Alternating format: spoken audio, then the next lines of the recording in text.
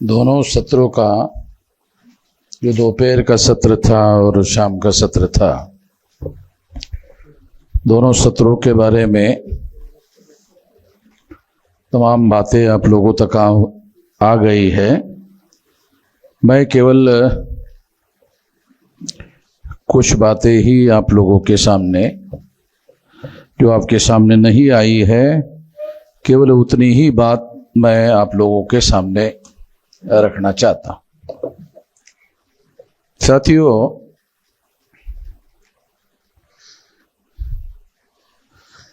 आजादी के आंदोलन में एक महत्वपूर्ण बात है, जिसे ये जो दोनों विषयों को समझने के लिए वो बैकग्राउंड समझना बहुत जरूरी है। आजादी के आंदोलन को चलाने वाले कांग्रेस के जो भी नेता लोग थे, चाहे गांधी हो चाहे नेहरू हो, वो आजादी की बात करते थे, अंग्रेजों के गुलामी से आजादी की बात करते थे।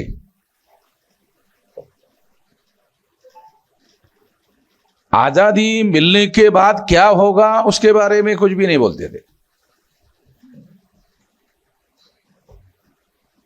क्योंकि आप लोगों को इसके बारे में किसी प्रकार का कोई डाटा उपलब्ध तो है नहीं। डाटा जानने का एक तरीका है, कांग्रेस ने जितने अधिवेशन लिए और जितने रेजोल्यूशन पास किए वो सारा डॉक्यूमेंट है। अगर वो सारा का सारा डॉक्यूमेंट रेजोल्यूशन जो पास किया, उसमें देखो कोई ऐसा रेजोल्यूशन है कि आजादी मिलने के बाद हम ये करेंगे, ये करेंगे, ये करेंगे, ये करेंगे, ये करेंगे। ऐसा कोई रेजोल्यूशन कांग्रेस के अधिवेशनों में कहीं पर भी नहीं है।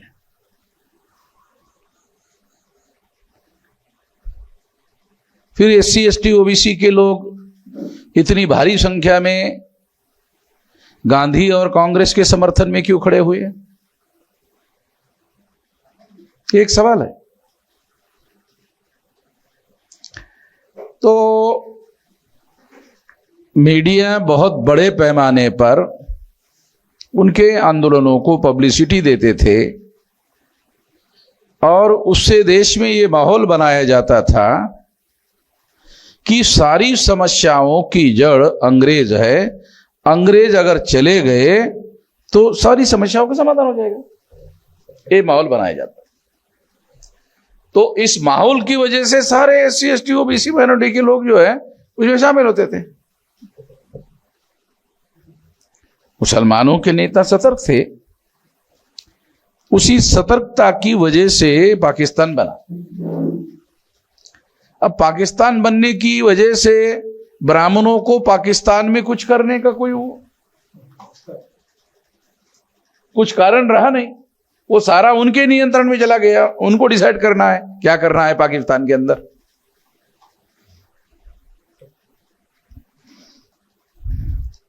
यानी मुसलमानों का जो आंदोलन है, मुसलमानों को जो नेता है वो सतर्क थे और इसकी वजह से उनके पास उनके भविष्य का फैसला लेने का अधिकार उनके पास आ गया।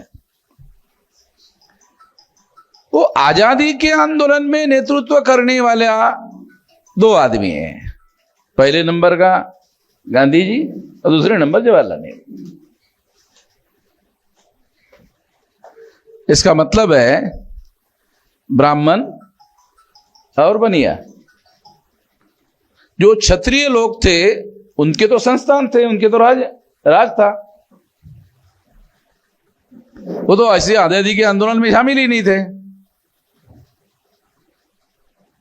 650 संस्थानिक राजा थे और उनके राज में उनके पास ही पावर था, बल्कि उनको मांगना पड़ता था। अगर रिजर्वेशन शाहू महाराज को मांगना है तो शाहू महाराज को मांगना पड़ता था, तो उनके पास पावर था।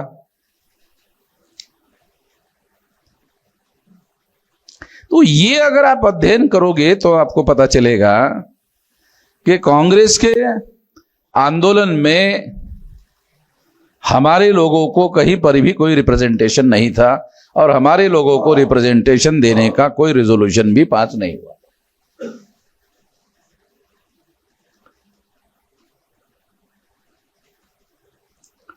पहली बात मैं आपको बता रहा हूं। दूसरी बात, बाबा साहब अंबेडकर सतर्क थे कि आजाद भारत में हमारे लोगों को जब कांग्रेस के नाम पर ब्राह्मणों का कब्जा होगा तो अंग्रेज का राज चला जाएगा, ब्राह्मण का राज आएगा। तो रिकॉर्डेड स्पीच है बाबा साहब अंबेडकर का कि अगर अंग्रेज जाने के बाद ब्राह्मण का राज आ गया तो ज्यादा बुरा होगा। ये रिकॉर्डेड बातें हैं राउंड टेबल कॉन्फ्रेंस की। तो बाबा साहब अंबेडकर सतर्क थे और बाबा साहब अंबेडकर सतर्क होने की वजह से उन्होंने अंग्रेज जाने के पहले, ये भी रिकॉर्ड अवेलेबल है कि उनको बाबा साहब अंबेडकर अंग्रेजों को कहते थे कि आपके जाने के पहले पहले ये कर लो ऐसे शब्द प्रयोग है। आपके जाने के बाद कुछ नहीं होने वाला, आपके जाने के पहले पहले ये कर लो।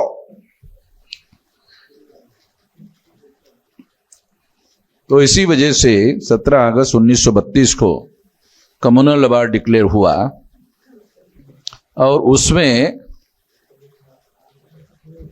कम्युनल अवार्ड में सेपरेट इलेक्टोरेट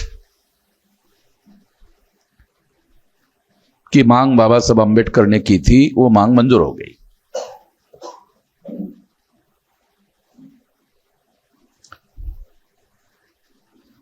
ये मांग मंजूर हो गई। सेपरेट इलेक्टोरेट,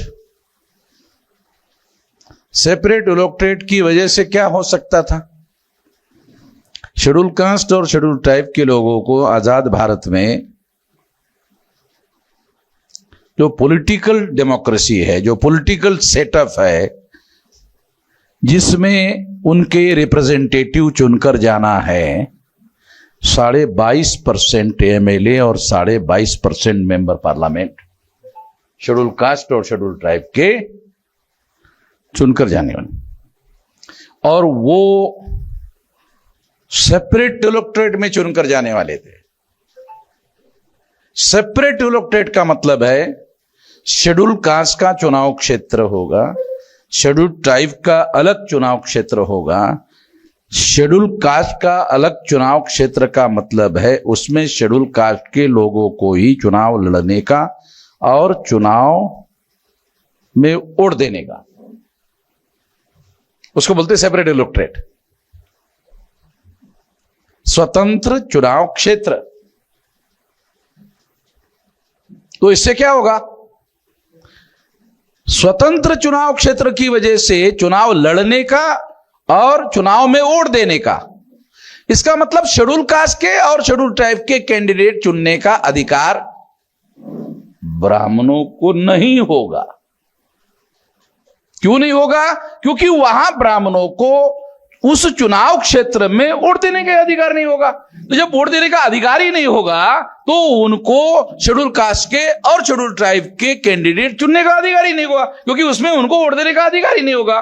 केवल शेड्यूल कास्ट के लोगों को वोट देने का अधिकार होता और शेड्यूल ट्राइब के लोगों को वोट देने का अधिकार होता। दो चुनाव क्षेत्र अलग अलग होते और शेड्यूल कास्ट के लोगों को शेड्यूल कास्ट का रिप्रेजेंटेटिव और शेड्यूल ट्राइब का रिप्रेजेंटेटिव शेड्यूल ट्राइब के लोगों को चुनने का अधिकार होता है।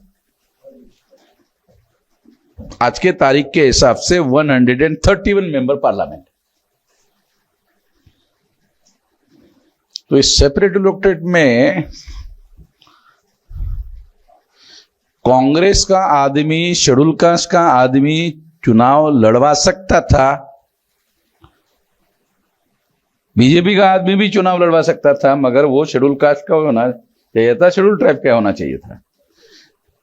मगर उसकी क्रेडिबिलिटी बहुत लोएस्ट होती क्योंकि वो नॉमिनेटेड रिप्रेजेंटेटिव होता, वो रियल रिप्रेजेंटेटिव नहीं होता।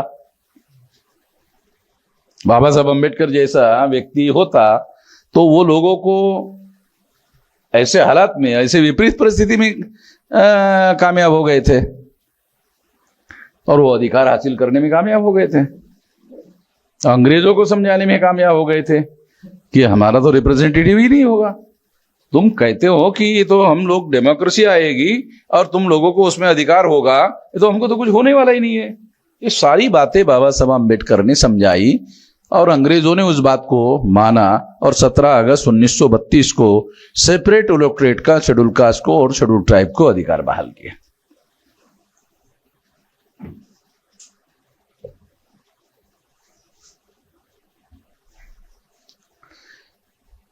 कांग्रेस का नेतृत्व कौन कर रहे थे? गांधी जी कर रहे थे। गांधी जी को बात समझ में आई। गांधी जी को लगा कि 22.5% पार्लियामेंट में हमारा तो आदमी नहीं चुनकर जाएगा कांग्रेस का, चाहे कितने भी लोकप्रिय हो, ये तो लोग इनके चुनकर जाएंगे। तो जब गांधी जी ने आमरण अनशन किया इसको खत्म करने के लिए, तो सरदार पटेल गांधी जी को समझाने के लिए गए कि गांधी जी क्यों खामखा अपना प्राण दे रहे हो, जान दे रहे हो, हैं? जाने तो छोड़ो। गांधी जी ने अपना जो हेल्पर था उसको कहा, सरदार पटेल बैरिस्टर है, उसको समझ में नहीं आ रहा है, जरा मुझे पीठ पर थोड़ा लोड है ना, लोड होता है वो, थोड़ा सा मेरे पीठ पीछे खड़ा करो, मुझे थोड़ा उठाकर बिठाओ। बेड पर वो पड़ा हुआ है गांधी, तो उसको उठाकर बिठाया जाता है। तो उधर सरदार पटेल कुर्सी पर बैठे हुए हैं, तो गांधी जी सरदार पटेल को कहते हैं, सरदार तुमको समझ में नहीं आ रहा है, जल्दी ही आजादी मिलने वाली है और तुम लोग सत्ता में होने वाले हो, पार्लियामेंट में तुम्हारी सरकार, ये लोग चलने नहीं देंगे, ये रहेंगे 22.5 ही, मगर सरकार तुम्हारी पार्लियामेंट में चलने नहीं देंगे, क्योंकि ये नॉमिनेटेड नहीं रहेंगे, ये रियल रिप्रेजेंटेटिव रहेंगे, ये नॉमिनेटेड रिप्रेजेंटेटिव नहीं रहेंगे, तो ये तुम्हारी एक भी बात पार्लियामेंट में मानेंगे नहीं, तुम्हारी पार्लियामेंट भी नहीं चलने देंगे। ये रिकॉर्डेड है, ये बातें जो मैं बता रहा हूं आप लोगों को, सारी बाबा साहब अम्बेडकर ने जो कहा ये सारी रिकॉर्डेड है। जब ये लड़ाई चल रही थी, बहुत इंपॉर्टेंट बात बता रहा हूं, ओबीसी के लोग क्या कर रहे थे? अभी ओबीसी का इश्यू आ गया। ओबीसी के लोग क्या कर रहे थे? तो शेड्यूल कास्ट और शेड्यूल ट्राइब को जो सेपरेट इलेक्टोरेट मिला, उसे खत्म करने के लिए गांधी अब आमरण अनशन कर रहे थे और ओबीसी गांधी जी के समर्थन में थे। यानी ये जो separate electorate schedule caste schedule tribe को मिला, ये खत्म करना चाहिए। ओबीसी गांधी जी के समर्थन में खड़े हो, क्योंकि नेतृत्वहीन थे, उनका तो कोई नेता था नहीं, गांधी जी ही उनके नेता थे। धर्म की जो अफूज चला रहे थे, तो उसका प्रभाव उस समय ओबीसी के ऊपर था, तो वो गांधी जी को ही अपना नेता मानते थे। तो ओबीसी ने शेड्यूल कास्ट शेड्यूल ट्राइब के सेपरेट इलेक्टोरेट खत्म करने के लिए गांधी के समर्थन में खड़े हो गए। परिणाम था सेपरेट इलेक्टोरेट शेड्यूल कास्ट और शेड्यूल ट्राइब के खत्म हो गए,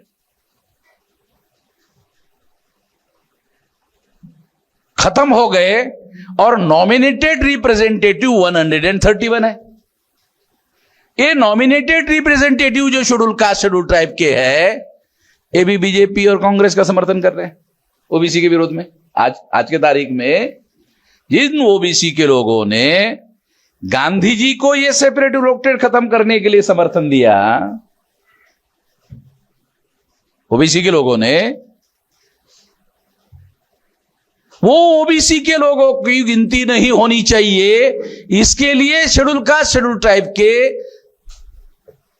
131 मेंबर पार्लियामेंट जो है, जो बीजेपी के द्वारा चुनकर आ रहे हैं, जो कांग्रेस के द्वारा चुनकर आ रहे हैं, जो ओबीसी की वजह से सेपरेट इलेक्टोरेट खत्म होने की वजह से कांग्रेस और बीजेपी से चुनकर आ रहे हैं, वो कांग्रेस और बीजेपी से चुनकर आने वाले शेड्यूल कास्ट और शेड्यूल ट्राइब के एमपी ओबीसी की गिनती करने का विरोध कर रहे हैं।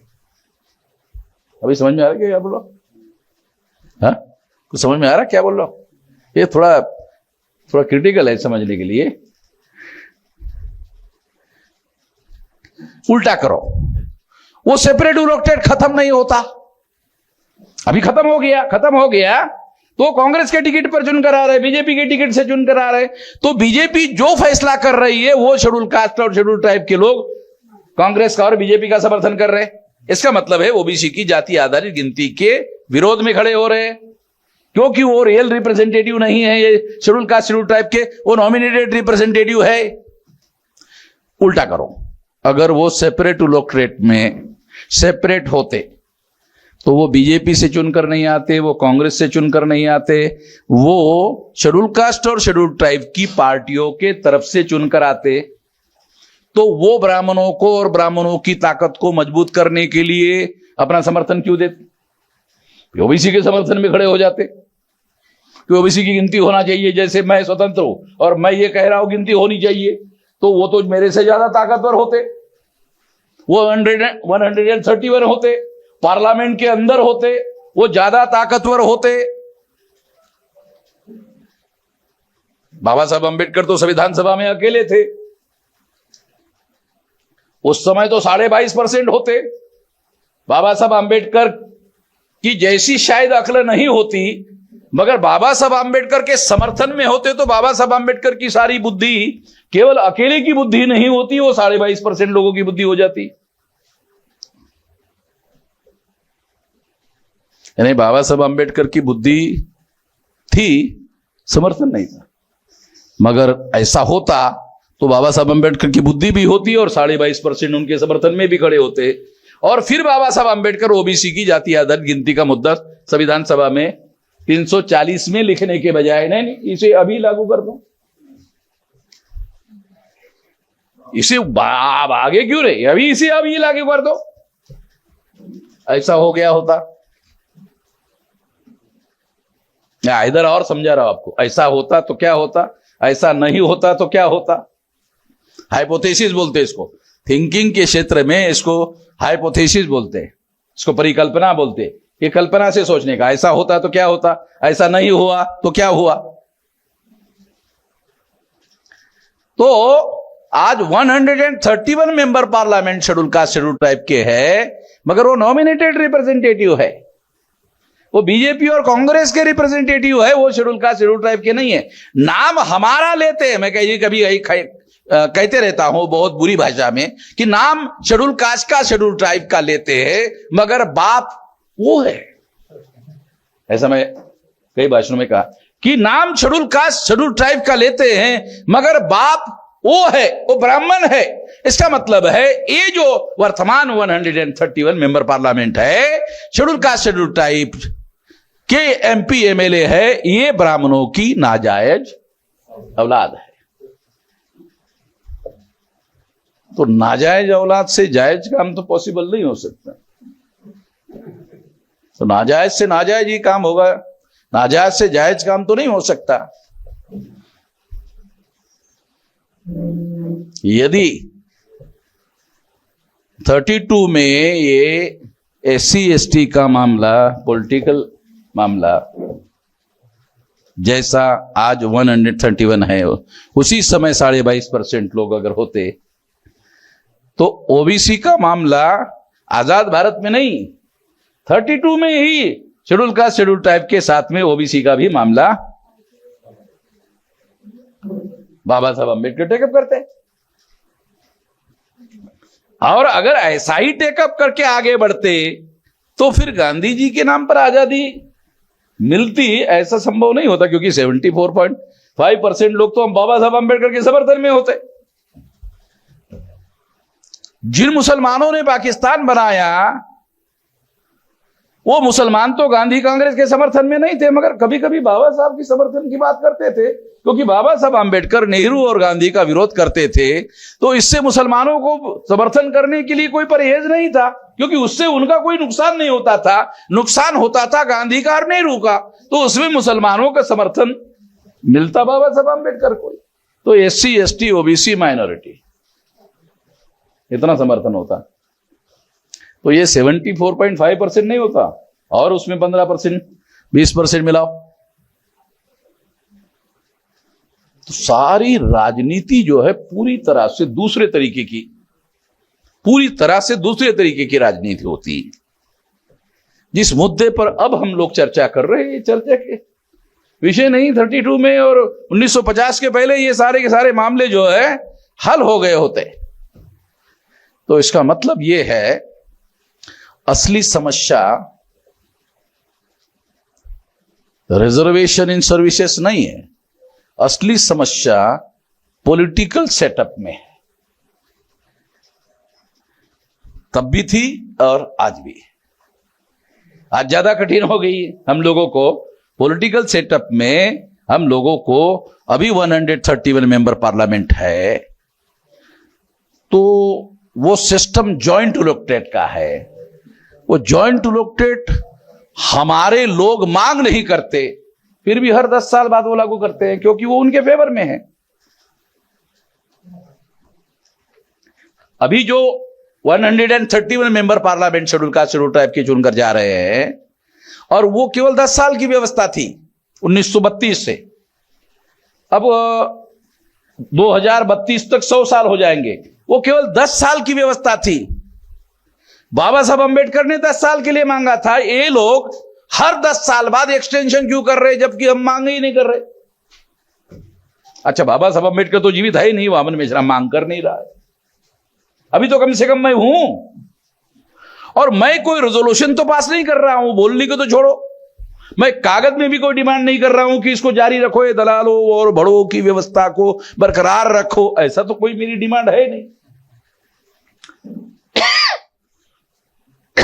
बल्कि मेरी ये डिमांड जरूर है कि इस व्यवस्था को खत्म करो। खत्म नहीं कर रहे,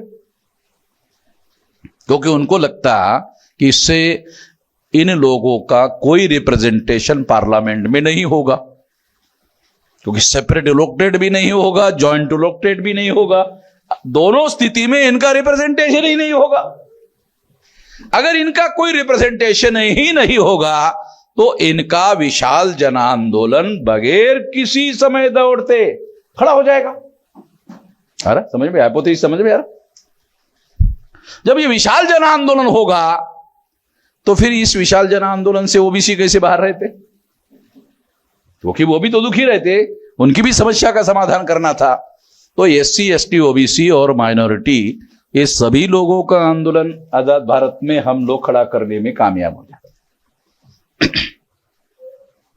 अभी इतना आसान नहीं है, क्योंकि जॉइंट इलेक्टोरेट वो ना मांगने के बावजूद भी वो जारी रख रहे। क्योंकि इससे क्या होता है, दलाल और भड़वे क्यों ना हो, मगर शेड्यूल का शेड्यूल ट्राइब में बनने के लिए बहुत लोग तैयार है। बोलते चलो यार, भागते भुगते की लंगोटी ठीक है, कुछ नहीं तो कम से कम हाँ पावर नहीं तो पोजीशन ही मिलेगा। एमपी साहब, एमपी साहब, एमपी साहब, एमपी साहब, चलो साला इतना ही बोलने नहीं देंगे पार्लियामेंट में, मगर हमारे एससी, एसटी, ओबीसी के लोग एमपी साहब, एमपी साहब, एमपी साहब ऐसा तो बोलने वाले होंगे। तो ये पॉलिटिकल सिस्टम, ये मामला फंसा हुआ है। अगर ये मामला हल होता, मान लो ये मामला हल होता, तो रिजर्वेशन कितना परसेंटेज होना चाहिए एडमिनिस्ट्रेशन में, उसका मेरिट क्या होना चाहिए, उसका मेरिट ये होना चाहिए और वो होना चाहिए, वो सारा का सारा डिसाइडिंग फैक्टर तो हमारे हाथ में होता है। हम डिसाइड करते।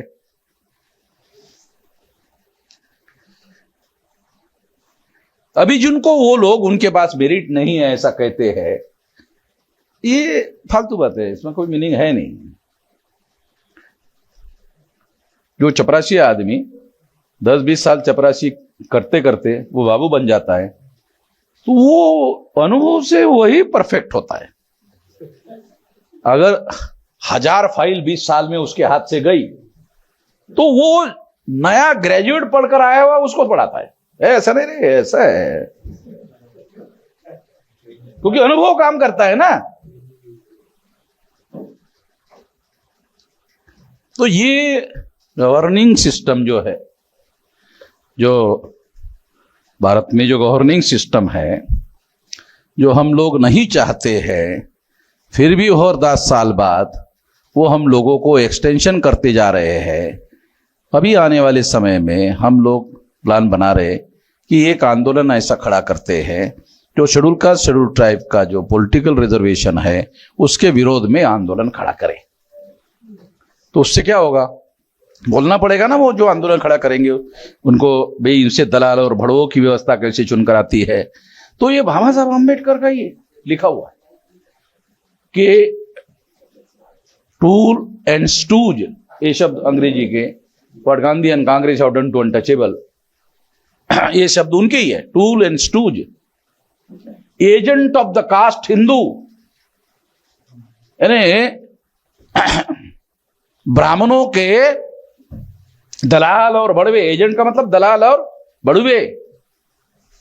ये बाबा साहब अम्बेडकर ने अंग्रेजी में लिखा हुआ है कि ये जो एमएलए एमपी है, ये मैं नहीं कह रहा हूं, ये शब्द agent of the caste Hindu. Caste Hindu का मतलब ओबीसी नहीं है, कास्ट हिंदू का मतलब ब्राह्मण।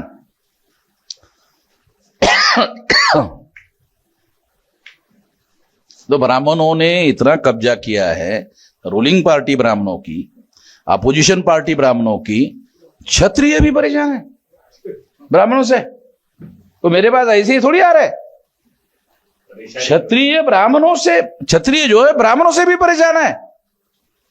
हम ही परेशान नहीं, क्षत्रिय भी परेशान है। तो रूलिंग भी ब्राह्मणों की है आज के तारीख में, अपोजिशन भी ब्राह्मणों का है, यानी अल्टीमेट पावर आजाद भावर में केवल 3.5% ब्राह्मणों का है। असल समस्या ये है, असल ये नौकरी का नहीं है, असली समस्या।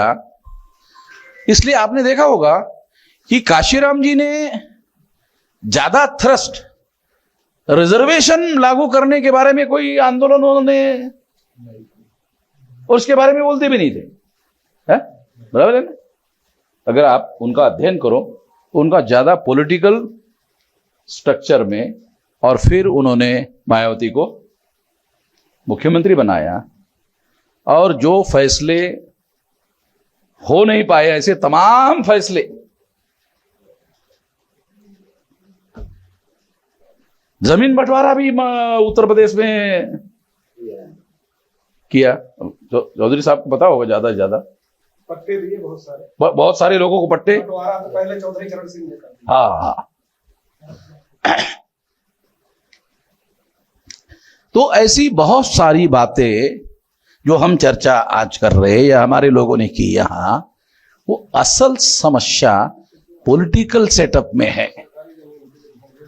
असल समस्या रिजर्वेशन के नॉन इंप्लीमेंटेशन का शब्द यहां यूज किया गया है। नॉन इंप्लीमेंट कौन करता है? जिसकी सरकार होती है वो नॉन इंप्लीमेंट करता है। अगर हमारी सरकार होती, अगर आज भी है, तो हम क्या करेंगे कि 100% भर दो। मिनिमम क्वालिफिकेशन बाबू को कितनी चाहिए, उतना देखो, हो गया, नो एग्जामिनेशन। अगर बाबू बनने के लिए 12th पास की जरूरत है, ओके, जो कौन 12th पास है, उसमें किसके मार्क्स ज्यादा है, ओके, हो गया, अपॉइंटमेंट। और एक रूल बनाओ कि उसको 2 साल ट्रेनिंग करना होगा। कोई हाई कोर्ट में जाएगा? पहले ही फैसला करो, ये 2 साल ट्रेनिंग लेगा, अब 2 साल के बाद तो वो ऐसा बाबू बन जाएगा, वो बाबू की नौकरी रहेगी। तो ये सारी बातें जिसकी सरकार होती है उसको फैसला करने का अधिकार होता है।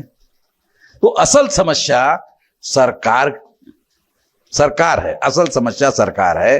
तो असल समस्या रिजर्वेशन के इंप्लीमेंटेशन की, असल समस्या जिसकी सरकार होती है वो इंप्लीमेंट करता है, और जिसकी सरकार होती है वो इंप्लीमेंट करता है। दूसरा है नॉन इंप्लीमेंट भी करता है।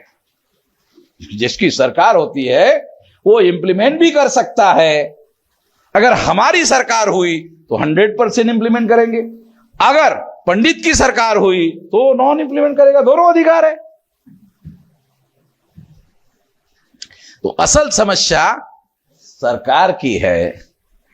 तो सरकार बनाने के लिए हमको संगठन खड़ा करना चाहिए, मास आंदोलन खड़ा करना चाहिए। Power is a product of successful struggle. अगर हम देश में बहुजनों का सक्सेसफुल आंदोलन करने में कामयाब हो गए तो हमारे लोगों को पावर मिलेगा, और पावर मिलने के बाद इंप्लीमेंट करेंगे तो हमारी सारी समस्याओं का समाधान होगा। इस दिशा में हम लोगों को 1930 तक 6-6.5 लाख गांव तक 15 लाख बूथ का संगठन खड़ा करो और आंदोलन को जन आंदोलन में रूपांतरित करो, तो सारा हमारे पास इंप्लीमेंटेशन करने का सारा अधिकार आएगा। ये काम हमको करना चाहिए। अब हम लोग हर हफ्ते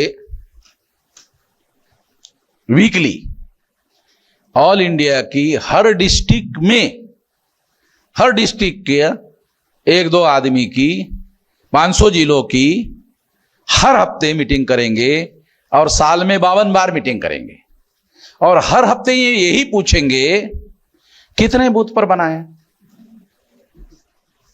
संगठन, तुमने कितने बूथ पर बनाया।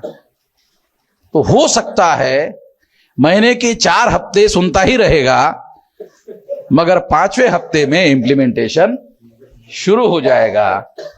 और चूंकि वो जिले का ही आदमी है तो उसके जिले में उसको तहसील के यूनिट खड़ा करना है, और तहसील वालों को बोल देना है भी तुम्हारा बूथ लेवल का खड़ा करो, तो साल भर में हो जाएगा। बूथ लेवल का संगठन तहसील के आदमी को कहो तो साल भर में हो जाएगा। एक काम बूथ लेवल का संगठन खड़ा करवाने का, ये काम हम लोगों को कह रहे हैं, कहने से होगा नहीं तो क्या होगा। जिस तहसील के आदमी को इंप्लीमेंट करके बूथ लेवल का संगठन बनाना है, वो भाषण करेगा कि हमको बनाना है। शायद आप लोगों को थोड़ा समझ में आ रहा है, ज्यादा नहीं समझ में आ रहा, थोड़ा समझ में आ रहा है। जैसे मैं यहां भाषण कर रहा हूं कि बूथ लेवल का संगठन खड़ा करना होगा, वो सुनेगा तहसील वाला, वो भी अपने 100-50 लोगों की मीटिंग करके बोले बूथ लेवल का संगठन खड़ा करना होगा, करेगा नहीं।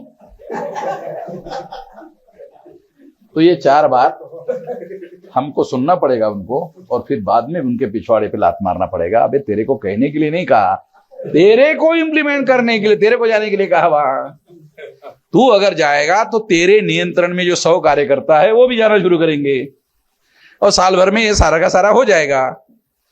ऐसा करना होगा, ऐसा करने से ये होगा। तो मैं इस मौके पर इतना ही कहना चाहता हूं, बहुत ज्यादा लंबी बात करने का कोई मतलब है नहीं है। धन्यवाद।